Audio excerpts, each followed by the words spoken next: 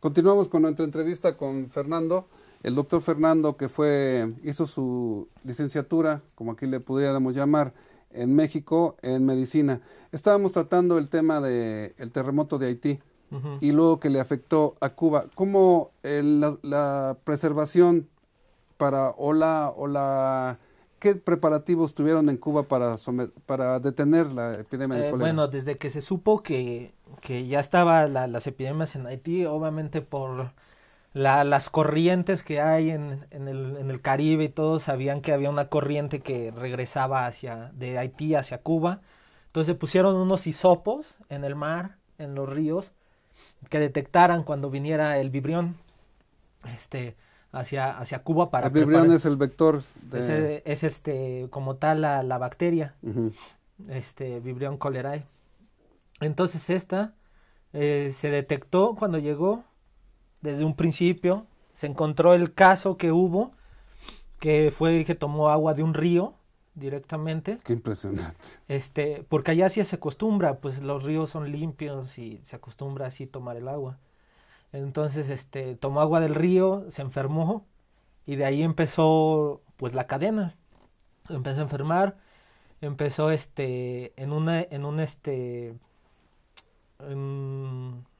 en Caimanera se llama el lugar, que fue donde comenzó.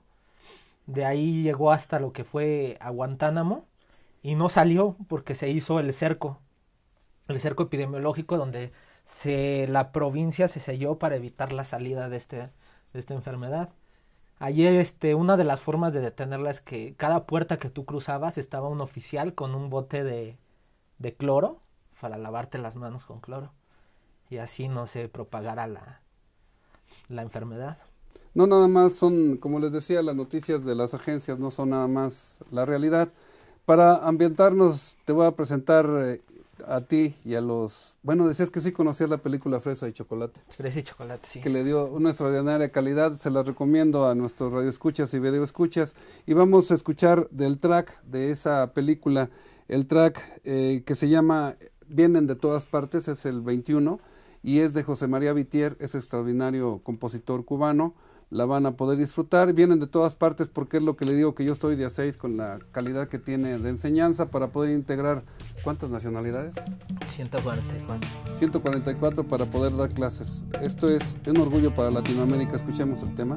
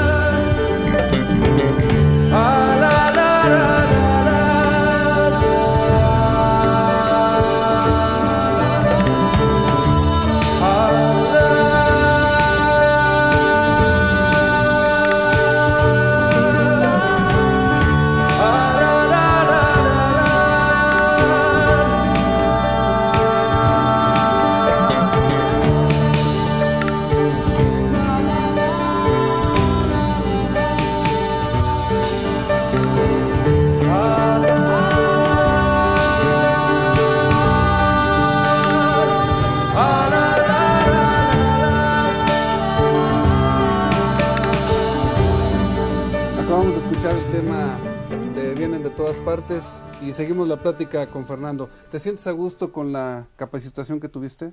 Sí, me siento... ¿Llenó tus expectativas? Llenó mis expectativas o sea, me siento muy orgulloso de haber estudiado y de decir que pues soy del ELAM y estudié en Cuba. De todo lo que me dieron los profesores allá. Yo no tuve la oportunidad, yo no entré a estudiar aquí en México la carrera, pero que me comentan otros compañeros de cómo los tratan los profesores y eso, pues no, es muy diferente a la educación que me tocó estar allá. ¿El profesorado es cubano? Sí, totalmente. ¿No hay ningún profesor llegas a tener algún profesor, pero bueno, es el residente, que sí llegan a ser extranjeros. Me tocó tener residentes haitianos, de Tanzania, de Panamá, de Colombia, todos, y una experiencia muy bonita porque aparte se mezcla esa medicina, no solo la medicina cubana, sino pues intentas traer los mexicanos bibliografías, información de México y así viceversa cada país. Entonces se va haciendo una medicina que se va enriqueciendo un poquito de todo esto. Aparte que los profesores allá, todos los médicos han salido al extranjero, han salido a servir a diferentes En las lugares. misiones internacionalistas. Las misiones internacionalistas, ya que su constitución marca que deben ser internacionalistas. Entonces en algún momento tienen que salir a prestar servicio a alguna parte. Y han estado en miles de lugares, Venezuela, estuvieron en México con la Operación Milagros, que fue un movimiento de oftalmólogos para operar y a todo el que lo necesitara. De hecho venían aquí a México, se hacía la recolecta de pacientes y se llevaban a Cuba y allá se operaban gratuitamente. Ya se regresaban al país sin ningún problema. Estuvieron sirviendo en Timor del Este, China. El Timor del Este, que es una islita, un país perdido allá por está delante de Australia. Entre el Océano Índico y el Pacífico, que Ándale. quién sabe por dónde más. Ese Timor del Este era una colonia portuguesa, que de hecho Portugal la dejó libre. Un país donde estuvieron sirviendo África, de África, Angola principalmente es donde estaban yendo, Tanzania, todo esto. Entonces cuando llegaban todos estos profesores con toda esta información de haber servido, y no era que se fueran unos meses, eran unos que te decían, no, yo me fui 5 años, 6 años a servir en el extranjero.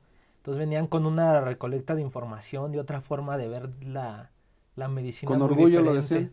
Sí, claro que sí, te decían, no, mira, yo me fui y yo estuve sirviendo en tal lugar, y estuve en tal lugar, y hice esto, y aprendí esto.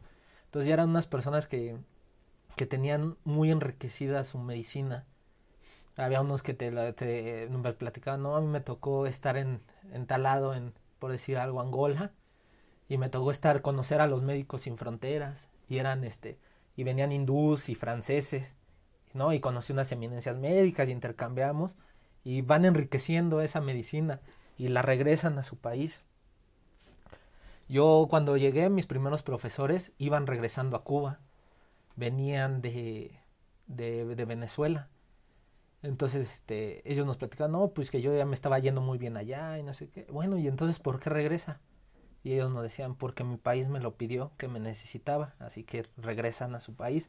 También un aspecto de que son muy muy arraigados a su patria que tienen ellos los cubanos, un amor muy grande de haber estado en otro lugar, y por el llamado de su patria regresan a servirle. Ellos, por sus características ideológicas, ese país ha sido sometido a bloqueos. Así es. Y parte de tu educación tuvo que ver con medios naturales, plantas. Sí, claro que sí. Como todos lo sabemos, pues Estados Unidos tiene bloqueado a Cuba desde hace muchos años. Entonces, hubo una etapa, se le conoce en Cuba como el periodo especial, donde fue una etapa muy dura para el país. Sí, después de la caída del muro. Del muro de Berlín, así es, que fue cuando la Unión Soviética dejó de apoyar a Cuba.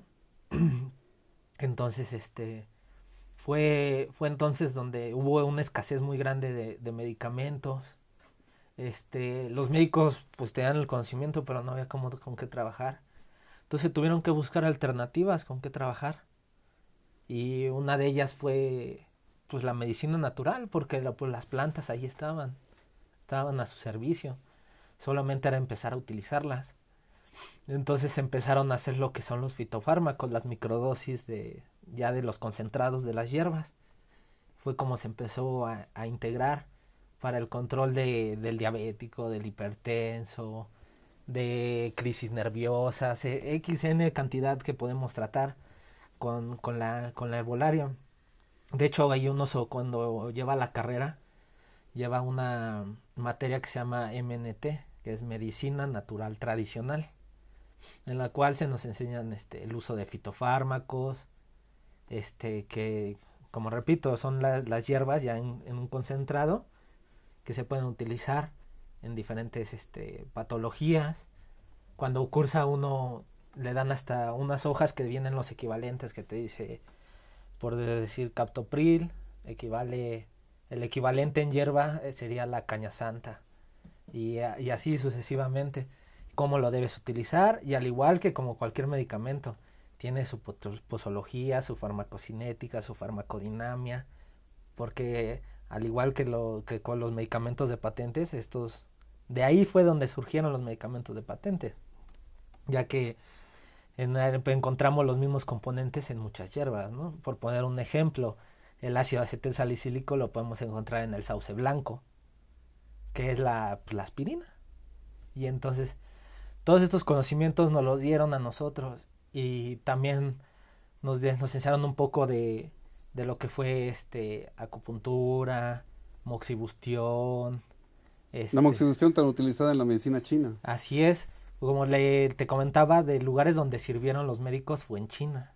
Entonces se dieron a la tarea de aprenderlo, de aprender esto. ¿La has aplicado? Se siente riquísimo. En una ocasión que me lesioné un nombre, es delicioso. Sí, tengo la oportunidad, varios compañeros o de la familia que están lesionados, todo.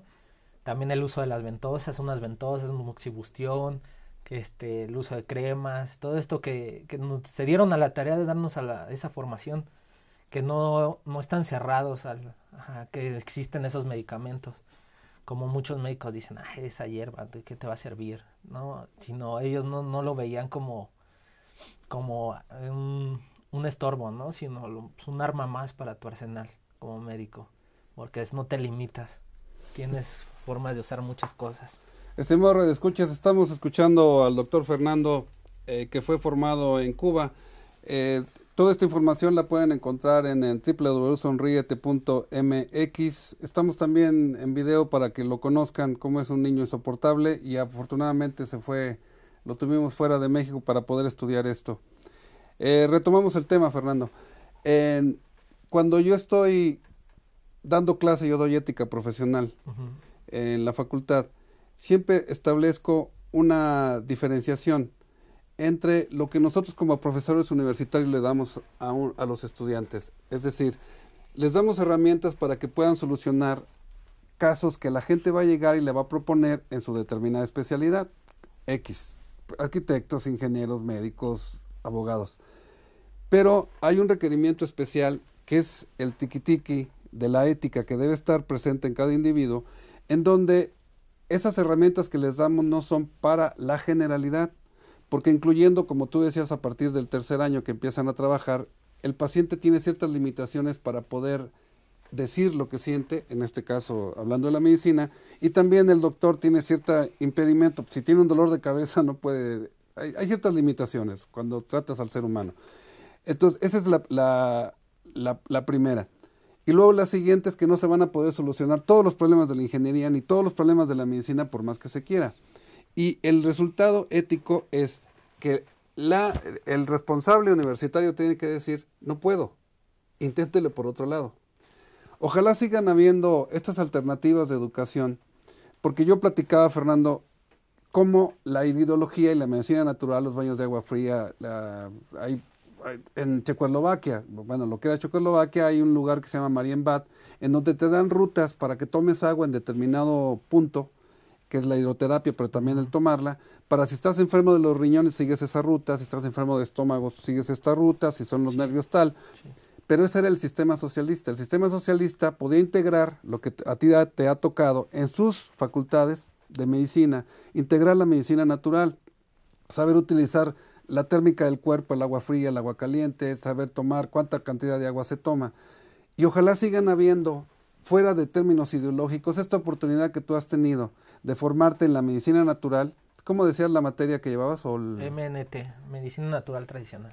Si pudiera haber esa alternativa, no la va a haber, porque estamos en otro sistema, estamos en otro, que también tiene sus conveniencias. A mi manera de ver tiene mayores inconveniencias, pero esa importancia que puedes tú, me puede llegar a decirte con mucha atingencia, con mucha esperanza y manera que ojalá podamos trabajar juntos, tú y yo, que nos podamos poner de acuerdo, para que si sabes chapolear o chapear, si sabes utilizar el machete, entonces para mí como brujo, pero yo soy brujo de lujo, puedes ya tú irte a un campo a temperatura de 50 en la Huasteca porque hay hierbas que se recogen a las 6 de la mañana, a las 12 del día, a las 6 de la tarde y en la noche. Sí, Entonces, claro. si tú puedes hacer eso, entonces te mereces mi respeto. Pero esa formación que tuviste para mí es extraordinaria.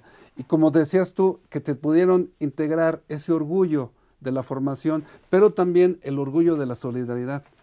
Sí, claro que sí. En encontrar, el saber, por ejemplo, que hay regiones, hay países en Sudamérica que no tienen prepa. Así es. Sí, así es. Me tocó conocer a los compañeros que eran del Perú, que me decían que ellos su prepa era opcional. O sea, sí existe, pero no era necesaria estudiarla. Y pues así me tocó compañeros que eran muy chicos de edad, porque pues, llegaban directo de 3 años antes llegaban. Llegaban 3 años antes, entonces eran muy jóvenes. Como en todo es una experiencia conocer las culturas, la forma de hablar, porque aunque mayoría éramos latinoamericanos, pero realmente, aunque todos hablamos español, pero pues cada quien tenía su forma de expresar diferentes cosas y una palabra significaba una cosa totalmente diferente en otra. Y era una experiencia muy, muy agradable que fue. ¿Aprendiste a bailar? No, eso no. Eso no se le da a los niños hiperkinéticos, a tu No. hermana afortunadamente sí se le dio. Sí. Esto fue la entrevista con Fernando, nuestro segundo programa. Les recuerdo que todo esto está arriba en nuestra página de internet www.sonriete.mx. Fernando, es un gusto tenerte aquí. Y ojalá en el futuro nos depare poder trabajar juntos. Ojalá, después de esta Federico. extraordinaria formación. Ojalá. Es un orgullo hablar de Latinoamérica en estos términos. Soy Federico Cruz, su brujo de lujo. Nos escuchamos y nos videamos en la próxima. Gracias.